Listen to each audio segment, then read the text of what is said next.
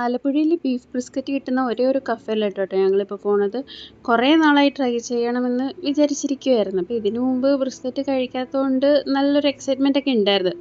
പക്ഷേ കൈ കിട്ടിയപ്പോഴത്തേക്ക് ഞങ്ങൾക്ക് ഭയങ്കര സങ്കടമായി. ശരിക്കും അട്ടർ ഫ്ലോപ്പായിരുന്നു സാധനം.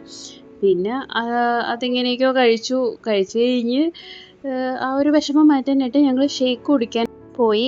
ഷേക്ക് കുടിച്ചപ്പോഴത്തേക്കും ആ ഒരു വിഷമമൊക്കെ കുറച്ചൊക്കെ മാറി കിട്ടി.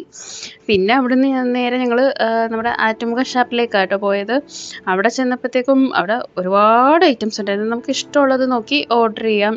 ഞങ്ങൾ പിന്നെ അപ്പം, പൊറോട്ട, താറാവ്, ചെമ്മീൻ, ഇച്ചിരി കപ്പ ഇതൊക്കെ ആയിട്ട് മേടിച്ച് അവിടെ ഇരുന്നൊരു 10 മിനിറ്റ് കഴിഞ്ഞപ്പോഴത്തേക്കും ഞങ്ങളുടെ ഫുഡ് വന്നു.